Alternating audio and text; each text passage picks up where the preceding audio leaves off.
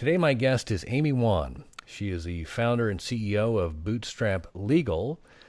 She attended USC, London School of Economics, and she's also she is entrepreneurial. She was a speaker at South by Southwest in 2015. She was previously a partner at Crowdfunding Lawyers. She was general counsel at Patch of Land, and she's been recognized by the American Bar Association as one of the top 10 women to watch in legal tech. And she's also the co-founder of Legal Hackers and Bootstrap Legal. And a little bit about Bootstrap Legal. I was cruising the website before I got a chance to talk with Amy. I want to share this. Per the website, Amy started Bootstrap Legal to provide access to legal services for everyday people and help entrepreneurs and small business owners build their vision and grow their company and achieve their dreams. Amy, welcome to CREPN Radio. Thank you so much for having me. I am excited to talk to you today about funding and some of the how to simplify it a little bit. But before we do that, if you could take a minute and just tell the listeners a little bit more about your background, and we'll go from there. Sure. I think over the years of my career, I've come to realize that money is just one of those really important things for every entrepreneur, because everyone's always trying to grow their business, expand their business, right? And unfortunately, there's just not a lot of education and resources out there today for people who are actually trying to find money to raise capital for their businesses. I think my entire career has actually been at the intersection of money and small business and trade. I started my career in the federal government, working for, the Department of Transportation, Department of State, Department of Commerce, doing international trade policy. As you mentioned, I was general counsel at Patch of Land, which is a real estate crowdfunding startup that basically is an online private money lender, right? We syndicate debt, we fractionalize it for our investors. And what I found really compelling about that was that on one hand, you're giving access to small real estate flippers who otherwise wouldn't have it.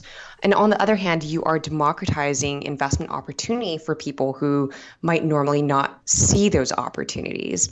I've also, just been a regular securities attorney.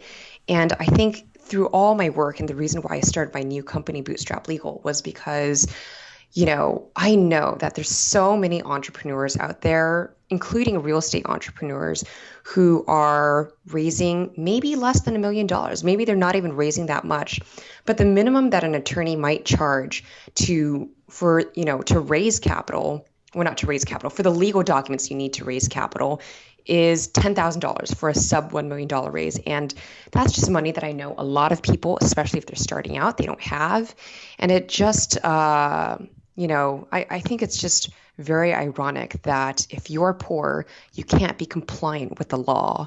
And so what I set out to do is to automate parts of this process so that we can bring the cost down, so that more people have access to these sorts of legal services. And, hopefully when they grow their businesses and expand in the future, they can graduate to, a real bespoke attorney. But what I'm really trying to do here is help out the folks who are just getting their start, or, they want a faster, better way of doing what they've been trying to do. No, I love it. I got to tell you, whenever I have to call either the plumber or the attorney, there's always the fear of how much is it going to cost, kind of thing. And I'm certain, I've never syndicated a deal, but I just know that it's a huge step. You have to have it, right? But I think that just in most people, if you're not familiar with, or you haven't had the conversation and you haven't had somebody or a chance to talk with somebody about it, there's the unknown and fear of the unknown, and just that, oh my God, and like you said, if it's a cost that is prohibitive to where it prevents you from doing the deal, it just seems overwhelming. It's like, oh my God, we got to have this money before we can even get rolling. And I don't have that kind of money. You don't have that kind of money. What are we going to do, kind of thing. So I applaud you in that, because that's great. Well, let's get into this a little bit. So, for most investors, I think that most that I've talked to, and I think most that I've listened to or heard or read about, start out small, and maybe they use their own funds. Maybe they borrow from family. But the point is that real estate outside of a seller financing kind of a deal or something like that, where you can get in with little or no equity, real estate takes capital.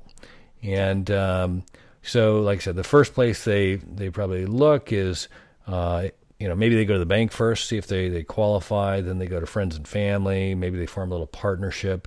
But eventually, you need more money. You need more capital to get the deal done. And so, what I was hoping you could kind of shed some light on today is kind of break it down into just simple terms, what's involved, and in kind of the steps and what needs to happen, and if you can kind of shed some light on that with respects to the legal aspects of that, and maybe we can go through that. Does that sound like a reasonable place? All right. Yeah, sounds good. And I want to ask, so there's two kind of phrases, I'll say, and maybe we can back up here. So let's say there's essentially three areas that I recognize. So if somebody is starting off with doing like a simple partnership with maybe some friends or something like that, what is kind of, can you give us some sort of kind of rules or some guidelines that somebody should follow as far as creating that to where it's set up properly and you've got your LLC or what, some sort of we'll take that first and we'll go on from there. Does that sound fair? Yeah, sure. Okay. All right. So let's talk about it. So like if I've got a myself and an unrelated party and we want to create a little entity to go forward and do some investing, what should be done? Sure. So it kind of depends on how that person is going to be involved, right?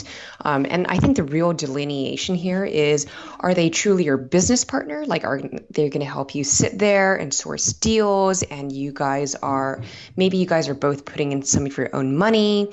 Maybe he is sitting there like helping you, paint the walls while you are, putting screws somewhere or something like that, right? But like he truly is your business partner. Maybe he's bringing some sort of strategic skill that you don't have, right? And you just don't want to go at this alone.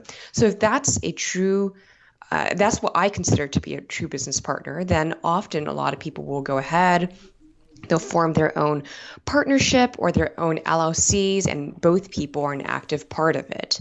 Now, the big difference is where maybe there's one or two business partners, and then there's like some third or fourth person out there that doesn't really want to be actively involved. That maybe they're a doctor or a lawyer. They don't have time to be actively involved. They're just looking for somewhere to put their capital as a passive investor. They're not necessarily bringing any, hard skills to the table or any strategic, some skill that's very strategic for the partnership, right? That's what I consider more to be a passive investor. And basically, once you start taking money from passive investors, then we go from just regular partnerships and LLCs, and we start moving into the realm of joint ventures. Now, joint ventures can also just be, two people who, they've got their own real estate company and they happen to be collaborating on this project because, I don't know, one guy knows the student housing market and the other guy is just really good with construction management, right? So and usually they work alone, but for this one, they happen to be coming together. Where we start getting more into what we call securities or syndication, right, is when we start taking money from a pool of passive investors, right? And so this tends to be, and there's not a bright line here, but it tends to be that there's more than one passive investor who's just giving you money. Maybe you pay them distributions or some revenue, or they have some equity in the company. But at the end of the day, what is really happening is they're investing money in you or your project, and in return, you are putting in a lot of your sweat equity and your effort to make them a profit. That's where we start talking about securities laws and where a lot of the rules and regulations come into place. Got it. Got it. So in the more the simple version, it's kind of like you said, more like a partnership. Yeah, I mean, you can decide that, but the fact is, if more people are active, it's once they go passive, that's kind of that line we cross, and then depending on the number of passive, I guess that complicates it even more. Is that did I understand that right? Yes, that's it in a nutshell. Got it. Got it. No, I appreciate you keeping it simple. It's definitely a little complicated. So, Amy, on I dare even bring up the topic, but crowdfunding. If you could, is that a form of syndication? Can you speak briefly to that? I don't know that it's used a whole lot in real estate. I hear it brought up, but I haven't really heard a lot about people using it. Sure. So I think maybe to start that conversation, it makes sense to kind of explain the different types of crowdfunding, right? There are really four types of crowdfunding. Oh boy. The ones that you're most familiar with are probably, a lot of people hear about Kickstarter or Indiegogo or GoFundMe, right? Those are what we call non-investment crowdfunding. So, on Kickstarter or Indiegogo, if I am raising, I don't know, $1,000 to make a prototype of a new cell phone, for example, right? If you give me $5, I might give you a perk back. Maybe it's invitation to dinner. Maybe it's a shout out on Twitter. Maybe it's the prototype of my first phone. So that's rewards-based crowdfunding where you get a reward. Then there's donation-based crowdfunding, which is GoFundMe, where it's like, oh, a hurricane hit Puerto Rico. We set up a crowdfunding campaign to help, certain charities in Puerto Rico. If we give $5, we don't get anything back, but we get good, happy feelings because it's a donation, right? The last two are really where real estate come in. So that's all investment crowdfunding. So there's debt crowdfunding and there's equity crowdfunding. And it's just what it sounds like, right? You are investing. You are raising money from a pool of people online, right? And you're either selling equity or debt. It's interesting in the real estate space, I think, because I think real estate is actually one of the industries that a lot of people didn't really think about at first when it came to crowdfunding. But if you compare how real estate crowdfunding is doing with other types of investment crowdfunding, so business lending, marketplace lending, startup crowdfunding, for example, real estate is actually doing really, really well. And I think with the advent of a lot of the crowdfunding rules that came out, there's three of them, which I can briefly explain later. A lot of people are adopting these new crowdfunding rules in new ways for the real estate market. And I think we've been starting to see that over the last couple of years. Okay. And so I think the next step that I've heard and I hear people using quite frequently is syndication. Yes. And I think that's probably a one that I would really like to hear you speak to regarding, kind of what's required, and if you could kind of shed some light on that. Sure. So, and just so that your listeners understand, syndication and crowdfunding are pretty much almost the same thing, right? Okay, that's what I was kind of curious. The simple way to explain the difference is that just syndication is traditional offline capital raising and crowdfunding is online capital raising. If you want to dig into semantics, it's a little bit more technical, but I mean, that's really all people have to know. So when it comes to syndication and crowdfunding, so now we're raising money from a group of passive investors, and we, the sponsors, might be the ones who are doing all the work to make that return of investment, that profit for our investors, right? And so that's really where we get into securities law. There's about 4 popular laws nowadays that I think, really apply to the real estate industry. There's, just for context, there actually happen to be a lot more federal and state laws, but some of them just aren't popular because, it's hard to work under them.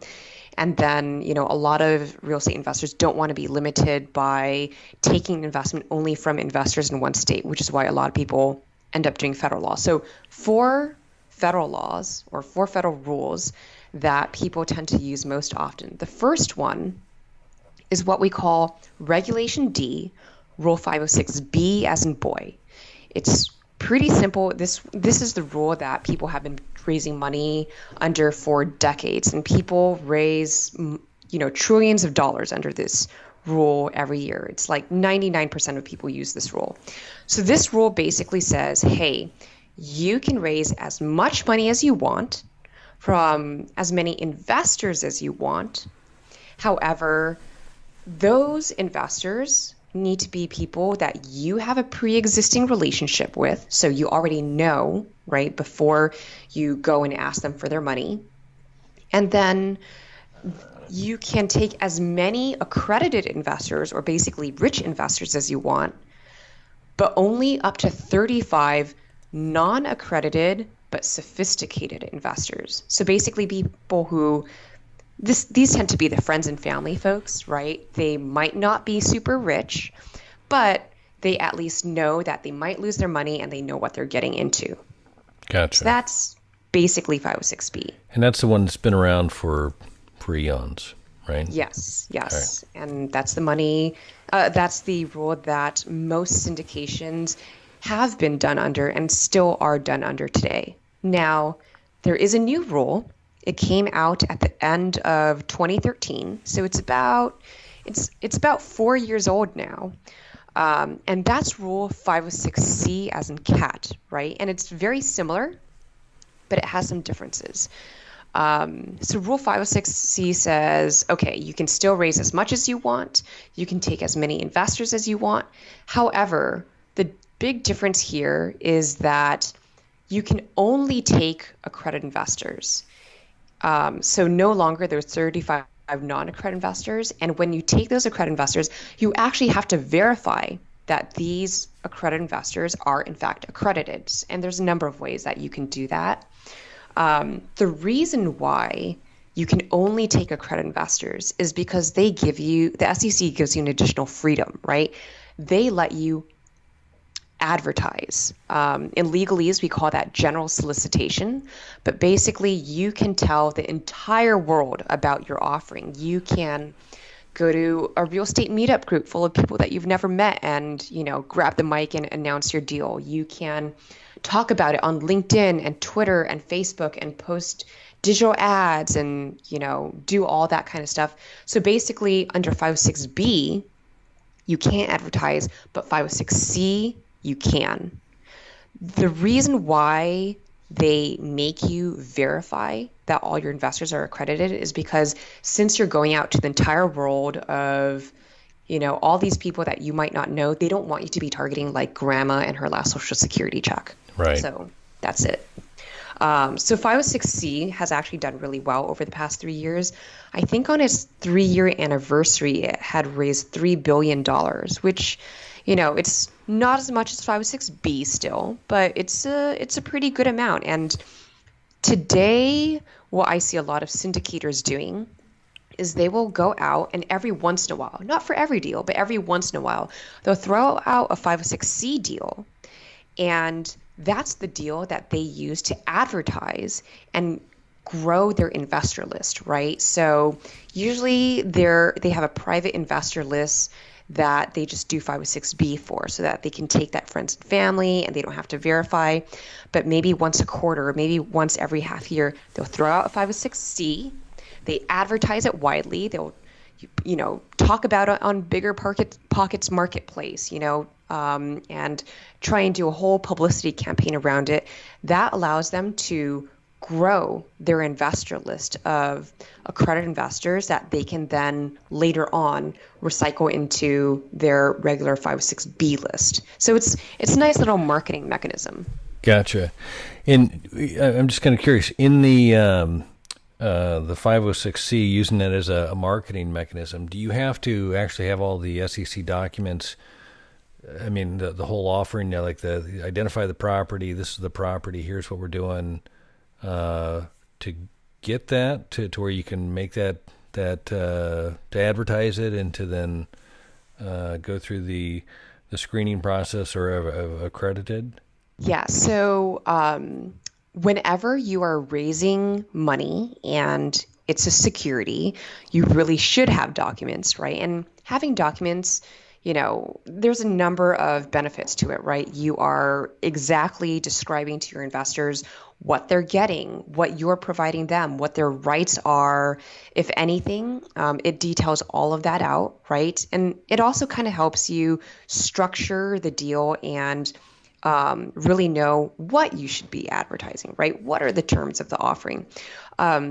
Whether it is, any of the rules that we've talked about just now or any other kind of securities offerings, one should really always have documents because, 3, 5, however many years from now when the property gets sold, or maybe there's another recession and you have angry investors coming back and they're like, you lost our money or whatever. Right.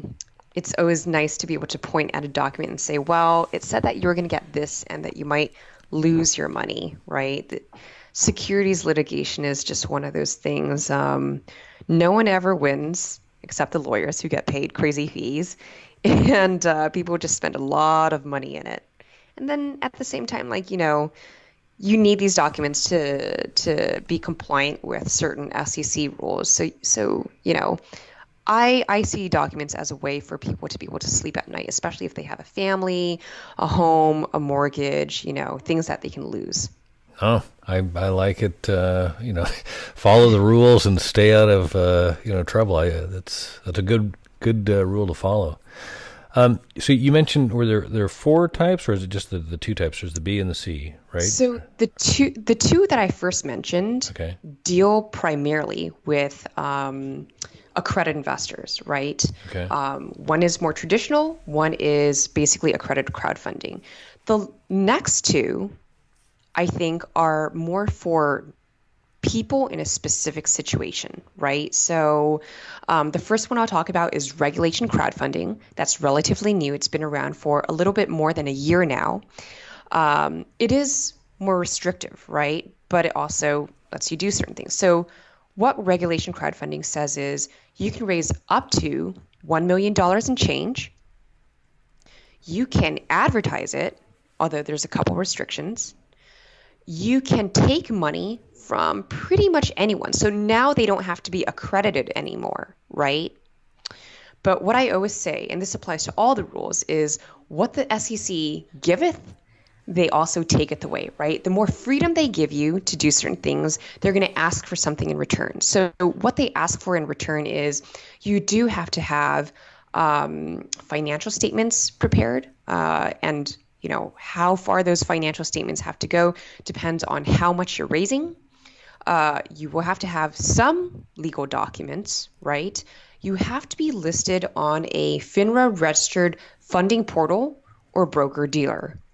So the first 2 I talked about, you can do whatever you want. You can put it on your own website, whatever. This one, it has to be on a third-party website. You cannot do it on your own website, okay? But gotcha. Basically, I think that this regulation is more specifically useful for people who are not in coastal states, because in coastal states just a single family home costs $1 million, right? And then secondly, it's good for beginners, right? So people who are just starting out, and for them at that time, maybe $1 million is a lot, but it's not going to be that much for someone who's taking down a 200-unit multifamily apartment and needs a couple $1 million. Right. Okay.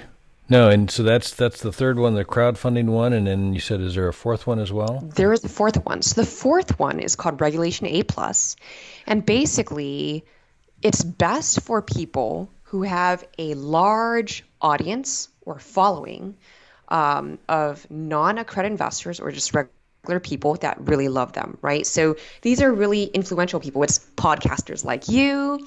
It's people who are real estate instructors, real estate coaches, people who have their own brand, like the Grant Cardones of the world, things like that, or people who have that track record and that reputation and have been around for a while.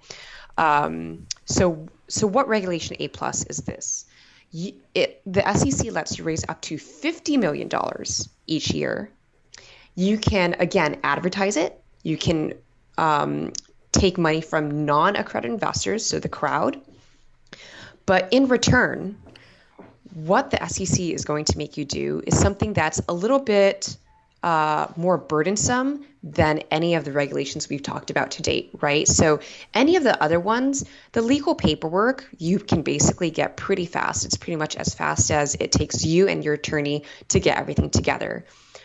With Regulation A plus, you have to get your legal paperwork together, and then you have to go through what we call a qualification process with the SEC. And that's a process that takes 4 to 6 months. So You're probably not going to do it with just, one property that you have under contract. It's going to be a fund, right? Right. And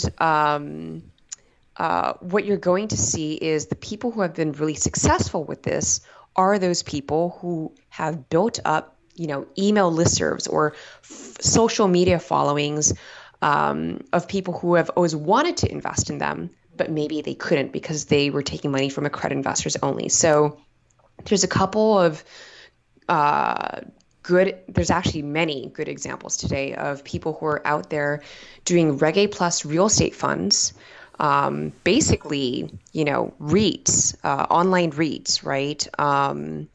And they're killing it. It's a new way for them to raise a lot of money from a class of investors that they previously couldn't really take money from. So, Fundrise today, I think they've raised well north of $100 million from regular, investors. And they coined the term e-REIT, right? It's like an online REIT.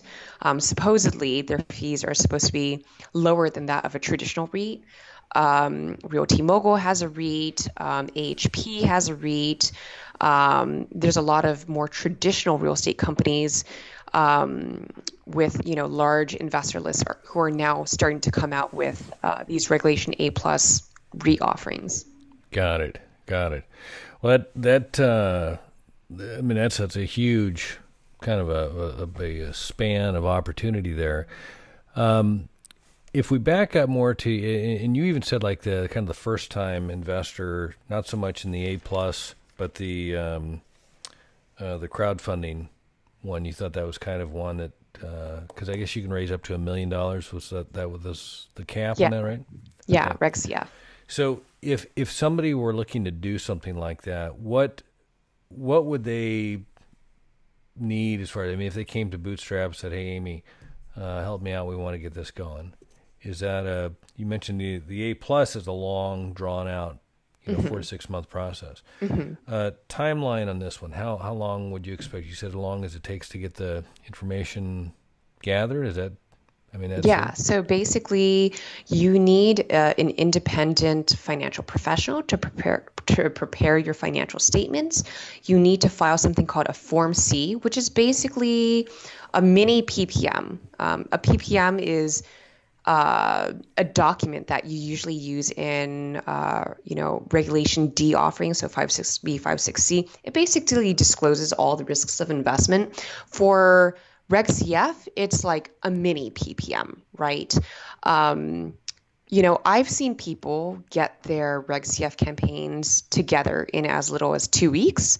And I've seen people who, they get it, it takes them months, even a year to get it together. But it's not because it's the attorney or the accountant that's a holdup. It's usually the business owner who, they're trying to do 5 things at once and they actually don't have a lot of their information together and that kind of stuff. And then maybe they put a pause on the project and they come back to it like 6 months later or something like that. Right, right. So as far as the I guess the cost, is there any kind of a range of what someone would expect in that case? Sure. Sounds like the time it's kind of up to you as far as how fast you can get your act together. But as far as just a cost to get something like that going, is there a range that you can? So for Reg CF, I would, if I had to just give some guesstimates, right? Sure. And it does depend on every specific person. They should expect about $5,000 in legal, depending on how old the company is. Although in real estate, it'll probably be a brand new LLC. They should expect maybe $1,500 to $2,000 in getting the financial statements prepared. They will, at the end of the campaign, usually have to pay the listing platform a fee, and those fees range anywhere from, I've seen 4% to 10%. It really depends. There aren't many Reg CF platforms today that specialize in real estate, but one of the few ones that do is called Small Change. It's actually, it's not that onerous of a process. One just needs to follow the rules, right? The biggest cost, if there is going to be anything, and this really varies for every sponsor, is marketing, right? Because a lot of people think, oh, if I put it online, right, the investors will come. And I say crowdfunding is not field of dreams, right? It is just as hard to raise money under crowdfunding as it is as a regular syndication. You have to go around, you have to hustle, you have to bring awareness to your campaign. Right, right. No, the whole marketing thing, I think that's I've seen many of efforts fail for lack of marketing, and it's important to recognize that's you're getting everything set up legally, but now if you really want to make the thing go, you've got to get the word out there that what you're doing there, kind of thing. Yeah. And I assume then as you go up the ladder of the B and the C, is that the cost then escalate exponentially, or is that? So traditionally for the B and C, if you were doing a raise of, say, $1 million, right? Most attorneys for that would charge, depending on the type of firm you're going with, would charge between $10,000 to $25,000. And then, in terms of timeline for a B to C, it actually can be relatively quick. I mean, if the sponsor has all their information and all their ducks together again, I've actually turned around, these sorts of offerings in, less than a week before, right? Wow. So it can be pretty fast, which is why a lot of people still use it, right? As opposed to like a regulation A+ or something like that. Right. It doesn't have to be property specific, right? So if you have a property that you're trying to syndicate, that's great. Then you can identify it and your investors know that they're investing in you and the property. If you don't have a property, which is the case for a lot of residential syndications, right? It doesn't necessarily make sense to syndicate one single family house. So they syndicate a portfolio of single family houses, right? Or they put together a small fund so that they can go to the trustee auctions or something like that. Or maybe they're just doing a large pool of multifamily apartments. That's what we call a blind pool. So you don't have to have identified the property or properties, but you do need to actually have a business plan.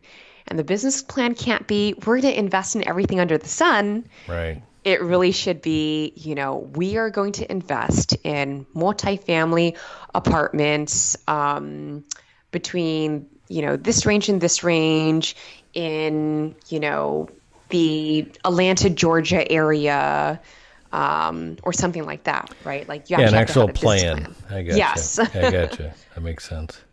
Okay. And In the so essentially, I mean, the speed there, you've got the ability to kind of to go as fast as they are prepared. It sounds like on that.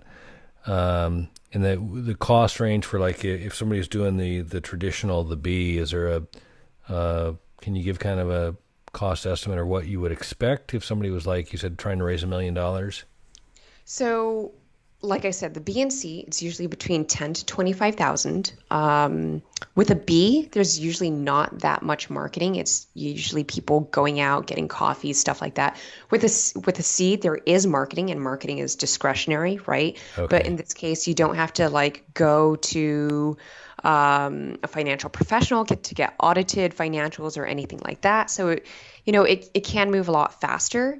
Um, the reason why, one of the reasons actually why I started Bootstrap Legal is because every single person who's ever come to me, especially real estate people, right? Every person who's ever come to me and has said, I need to raise capital, they needed to start raising yesterday. Right. And especially if they have a property under contract, they're like, oh my God, I have 60 days, I have 70 days, like, give me the documents now, right? And usually the process, like it takes an attorney like a good 2 to 3 weeks to turn around a first draft, maybe a month to finalize the documents, and that's precious time raising money. And a lot of the work I was doing as an attorney, it's not easy, but it's not hard either. Like, it's not fill in the blank. There is logic to it, but it's stuff that I felt like you could program. So basically, what Bootstrap Legal is I've taken all the documents that I used to draft as an attorney. I've basically programmed a lot of logic into it. So we have over 800 different pieces of logic there today, and it produces the first draft for me. So we actually produce first drafts in 48 hours, which I think is super valuable when you're trying to Wow. raise money, right? Time Yeah, is that's money. huge. That's a huge time savings. So let me ask you. So is that what I mean? That's the essence of what you've done with Bootstrap Legal. Is you've taken all that work that you were doing that was kind of fillable or whatever, to where you could then shrink the time frame and bring the cost down. Is that what I'm hearing you say?